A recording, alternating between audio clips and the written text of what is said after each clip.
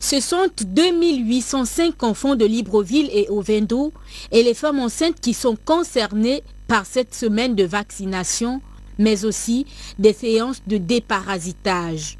Une occasion véritable pour prévenir les tout-petits des épidémies de tout genre et de sensibiliser les parents sur le bien fondé de l'opération. Nous sommes à la 3e édition de la semaine africaine de vaccination. La première édition a eu lieu en 2011 et cette année, les plus hautes autorités du ministère de la Santé ont fait le lancement dans la région sanitaire de Langounié, notamment à Mula. Et notre région sanitaire, nous avons choisi le centre de santé d'Awenje pour faire le lancement des activités. C'est quoi la semaine africaine de vaccination? En fait, il s'agit comme ça d'une semaine au cours de laquelle nous faisons le rattrapage des enfants qui n'ont pas été vaccinés. Tuberculose, poliomyélite, rougeole, hépatite, ce sont entre autres les affections qui sont concernées par cette campagne de vaccination qui s'étend sur les 10 régions sanitaires du pays. Je suis venue ce matin pour vacciner l'enfant par rapport à tout ce qui se passe pour éviter que l'enfant tombe malade à tout moment. La protection de l'enfant, comme on l'a toujours fait étant enceinte, c'est important de suivre aussi l'enfant dès la naissance. C'est très important de faire des vaccins parce que ça évite beaucoup des infirmités et d'autres maladies. C'est très important pour les enfants. Attendu donc, les mères d'enfants de 0 à 11 mois et les femmes enceintes, la fin de cette opération étant prévue. Toujours dans cette édition d'information, et c'est certainement l'une des plus importantes informations qu'on vous donne ce soir, la reprise des cours dès demain, 24 avril 2013, dans tous les amphithéâtres des universités du pays. C'est une décision formelle prise en Assemblée générale par le syndicat national des enseignants et chercheurs. Bien sûr, c'était à l'occasion d'une rencontre qui a permis justement d'évaluer les performances dans le cadre des négociations qui ont duré, vous le savez, certainement près de 80 jours. Yves Oyuno. L'OSNEC regagne les amphis, c'est décidé. En clair, les cours reprennent dès demain. D'où ces mains qui se lèvent à la question de savoir qui est favorable à la reprise des cours ou pas. Les enseignants et chercheurs ont décidé à l'unanimité, sur la base du protocole d'accord qui a été signé entre les représentants syndicaux et le gouvernement, donc de suspendre le mouvement de grève observé depuis le 2 février 2013 et donc de reprendre les cours dès mercredi prochain. Sur la suite des événements, Jean-Rémy Yama et les siens promettent d'être vigilants en ce qui concerne le respect des clauses contenues dans le protocole d'accord signé récemment avec le chef du gouvernement. Les enseignants et chercheurs, donc en suspendant ce mouvement, attirent l'attention du gouvernement pour le respect scrupuleux de ce protocole d'accord. Dès demain, les cours reprennent dans nos universités et grandes écoles. Il s'agit tout simplement d'une suspension au terme de ce protocole d'accord. Si évidemment le gouvernement ne fait rien, les enseignants et chercheurs se réservent le droit d'entrer en grève sans préavis. Dès demain, les cours reprennent dans nos universités et grandes écoles. Et ici, les enseignants ont promis de ménager aucun effort pour la mise sur pied d'un plan de rattrapage des cours.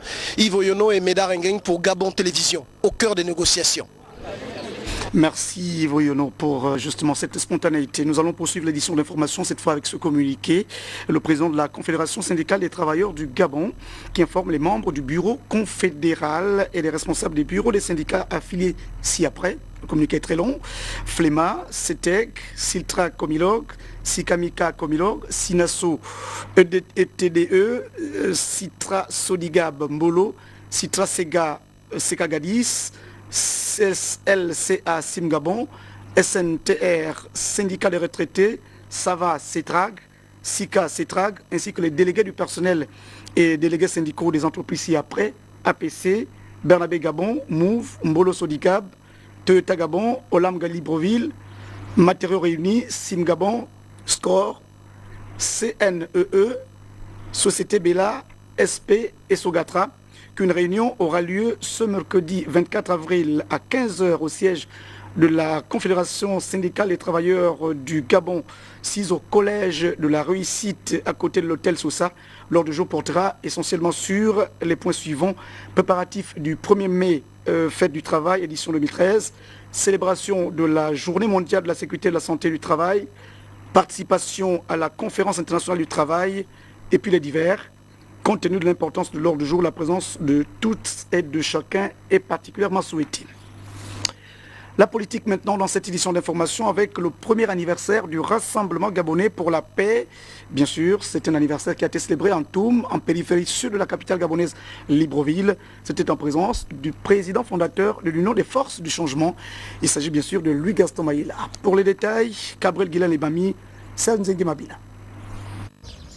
Le Rassemblement Gabonais pour la paix RGUP vient de célébrer son premier anniversaire en présence de plusieurs partis politiques de l'opposition, dont l'UPNR, représenté par son chef de file, Louis Gaston Maïla. Les populations de Toum n'ont ménagé aucun effort pour participer à ce grand événement afin d'encourager le RGUP qui compte conquérir tous les départements du pays. Ce parti a écrit en lettres d'or l'histoire de l'Union des forces du changement dès sa naissance parce que le RGUP compte parmi les premiers signataires de la charte de l'Union des forces du changement. D'où la solennité de cet anniversaire. Prenant la parole, Louis Gaston Maïla a rappelé à l'assistance que l'opposition est bien présente en terre gabonaise.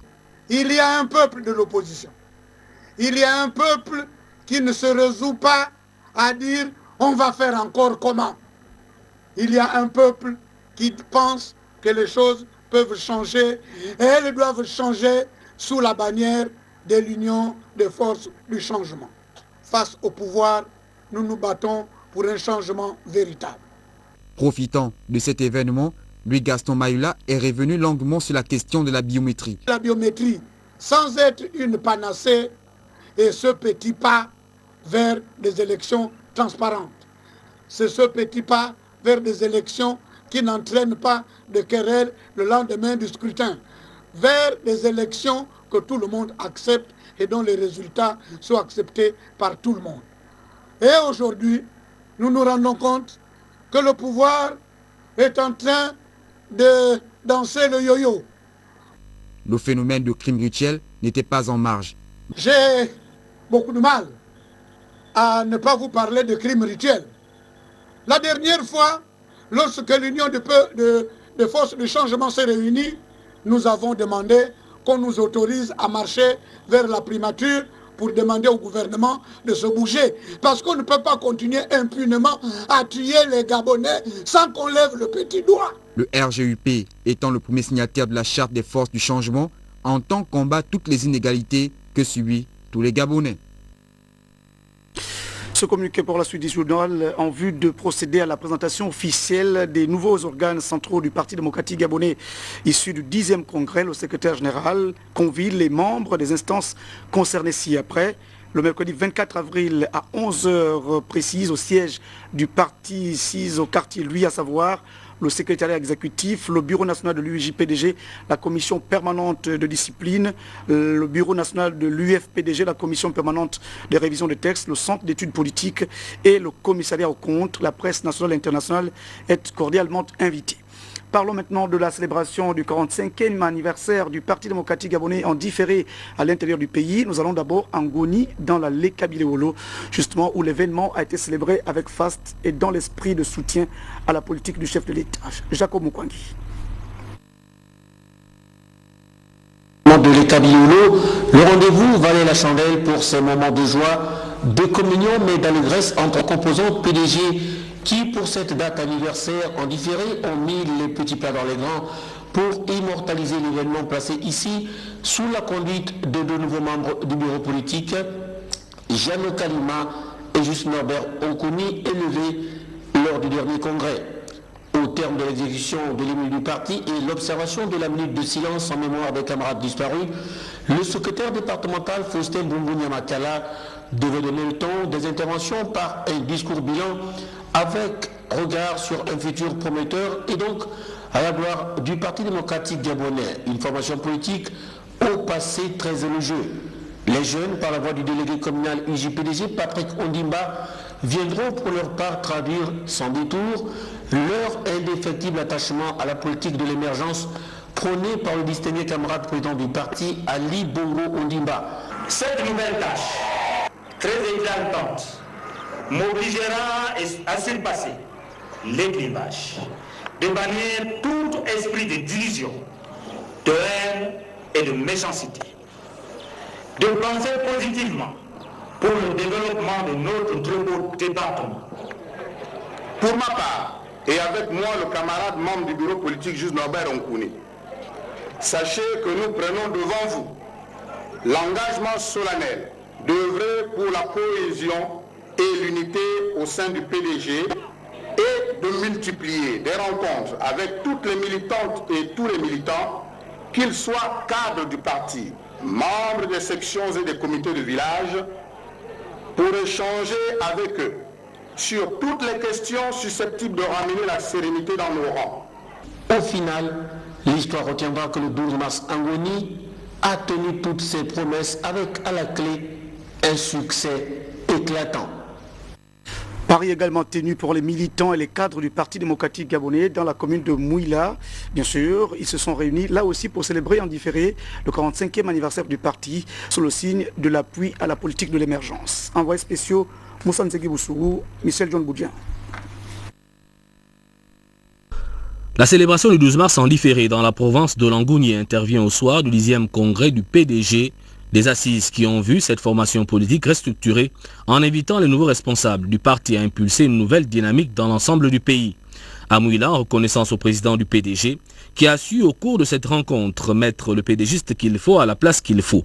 Les militants PDG, en tête desquels les membres du bureau politique de la province, ont battu le bitume des artères de la capitale provinciale de Langounié pour dire merci et réaffirmer leur engagement à faire du PDG dans Langounié un parti qui veille à promouvoir la politique de l'émergence, projet de société du président de la République. Cette marche est l'expression de l'engagement des militants à soutenir l'action politique du distingué camarade président. Laquelle action est déclinée dans le plan stratégique Gabon émergent, qui est lui-même l'ensemble de déclinaisons en programme et en action du projet de société L'avenir en confiance. Au cours de cette rencontre de Mouila, les militants ont été ravis de nous voir ensemble, nous, les membres du bureau politique. Ils nous ont alors demandé de continuer sur cette voie afin que Langounié sorte vainqueur du développement. Du carrefour militaire en passant par le pont jusqu'à la place des Fêtes, cette marche a vu la présence de tous les membres du bureau politique de Langounié en l'absence des ministres Léon Zouba et Jean-François Ndongo en mission.